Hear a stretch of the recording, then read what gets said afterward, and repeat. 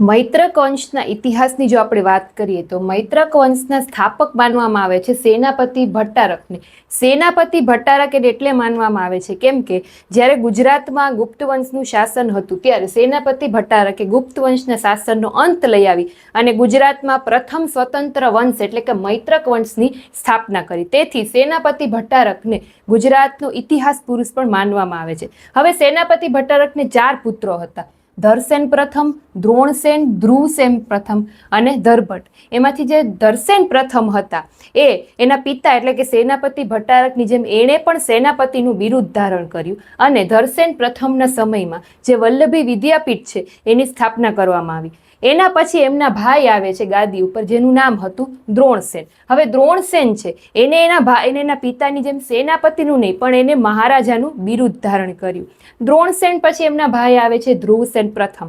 હવે ધ્રુવસેન પ્રથમ છે એના યુદ્ધ દરમિયાન એમનો જે પુત્ર છે એ યુવાન કાળે જે અવસાન પામેલા હતા તેથી ધ્રુવસેન પ્રથમ છે એ શોકમાં લીન થઈ જાય છે. એવા સમયે એમની પત્ની છે ચંદ્રલેખા જે જૈન ધર્મનું પાલન એમને કલ્પસૂત્રનું વાંચન છે જાહેરમાં કરાવ્યું અને ધ્રુવસેન પ્રથમને શોકમાંથી બહાર કાઢ્યા.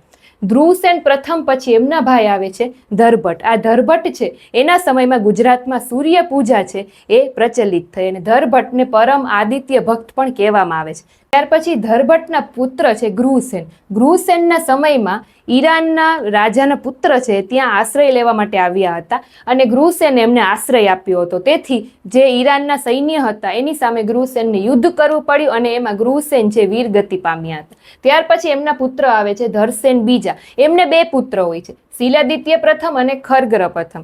શિલાદિત્ય પ્રથમ છે એ ધાર્મિક બહુ હતા એટલે તેમને ધર્મરાજ પણ માનવામાં આવે છે અને શિલાદિત્ય પ્રથમ રાજા જે હતા એમને વલ્લભી સંવંત બંધ કરાવીને પછી વિક્રમ સંવંત છે લાગુ કરાવ્યું.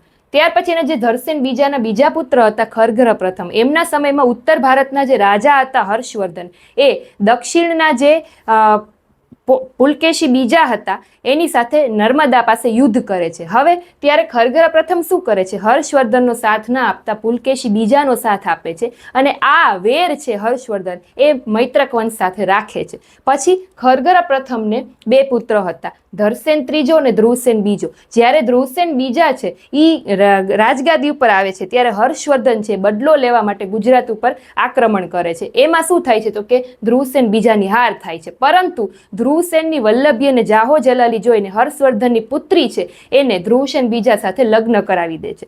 ધ્રુવસેન બીજા છે એના પછી રાજગાદી ઉપર આવે છે ધરસેન ચોથો.